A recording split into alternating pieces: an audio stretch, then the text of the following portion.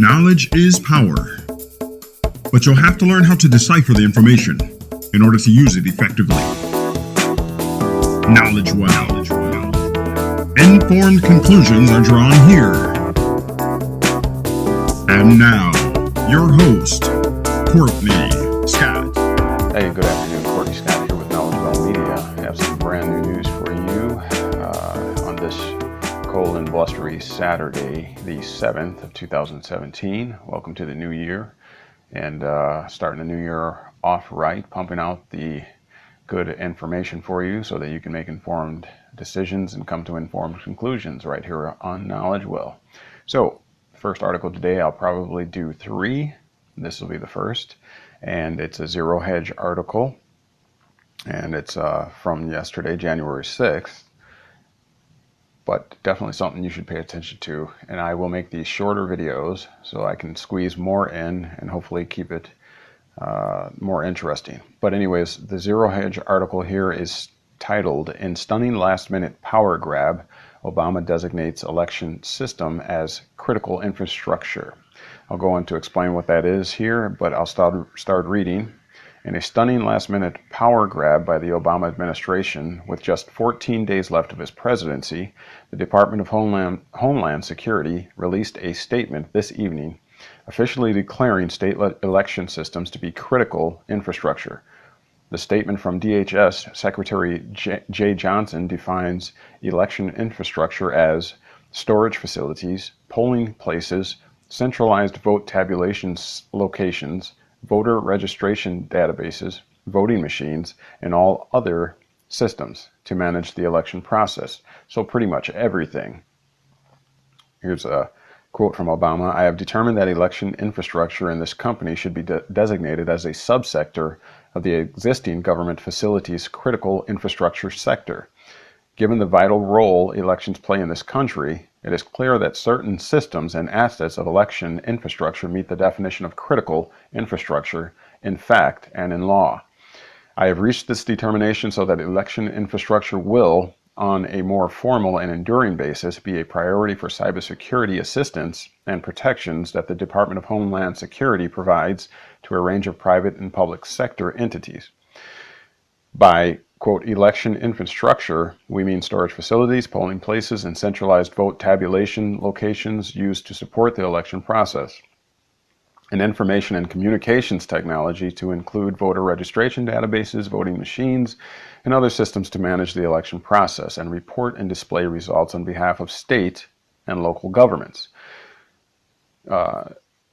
Moving on with the article now. Of course, it's likely not a coincidence that the DHS, or Department of Homeland Security, made this announcement just hours after the intelligence community declassified their Russian hacking propaganda, which basically noted that RT has a very effective social media distribution platform, while once again providing absolutely no actual evidence. Going on, Johnson's statement goes on to note that while many state and local election officials are opposed to this designation, he went ahead with his decision anyways, because that's just what the Obama administration does. Prior to this determination, this is Obama here speaking, or Johnson perhaps, one or the other. Prior to reaching this determination, my staff and I consulted many state and local election officials. I am aware that many of them are opposed to this designation. It is important to stress what this designation does and does not mean. This designation does not mean a federal takeover, regulation, oversight, or intrusion concerning elections in this country. This designation does nothing to change the role state and local governments have in administering, and running elections. The designation of election infrastructure as critical infrastructure subsector does mean that election infrastructure becomes a priority within the National Infrastructure Protection Plan. It also enables the department to prioritize our cybersecurity assistance to state and local election officials, but only for those who request it. Further, the designation makes clear, both domestically and internationally, that election infrastructure enjoys all the benefits and protections of critical infrastructure that the U.S. government has to offer. Finally, a designation makes it easier for the federal government to have full and frank discussions with key stakeholders regarding sensitive vulnerability information. Particularly in these times, this designation is simply the right and obvious thing to do. So there's an end quote there. And moving on with the article, of course, one of the most vocal opponents of this move has been Georgia Secretary of State Brian Kemp, who recently told Politico it is nothing more than an attempt to, quote, subvert the Constitution to achieve the goal of federalizing election under the guise of security. Here's another portion here, quoting, during an earlier interview with the site NextGov, Kemp warned, the question remains whether the federal government will subvert the Constitution to achieve the goal of federalizing elections under the guise of security.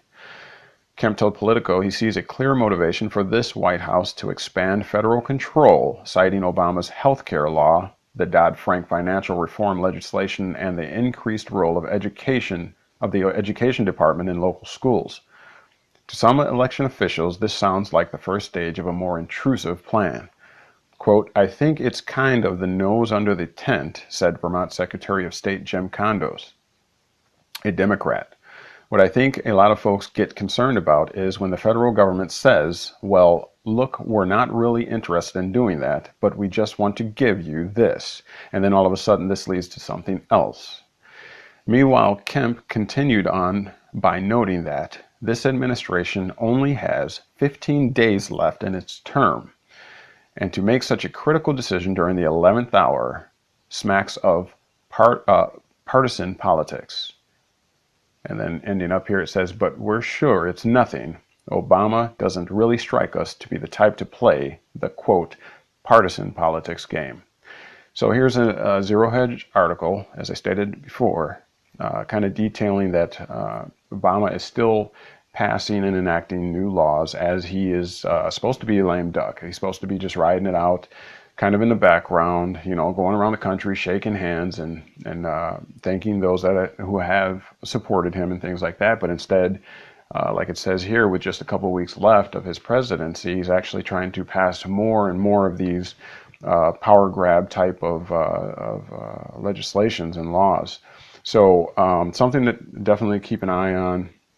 As I stated before, I'm going to try and keep these videos short, but I just wanted to bring that to your attention that even as late as yesterday, yet another law here trying to grab at more power for the government and then federalizing the election process. So obviously, it's something to be aware of, and make sure that you let your voice be heard and talk to your representatives and things like that.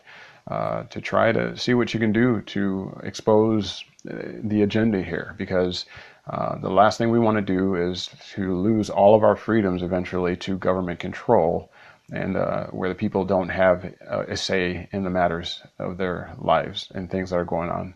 So just wanted to throw that at you. Look for my videos to follow, and thank you for tuning in. Don't forget to like, subscribe, share, and make this viral so that other people will know of this information and be informed. So this is important. So thank you for tuning in. Look for my following videos. Thank you. Courtney Scott, signing out.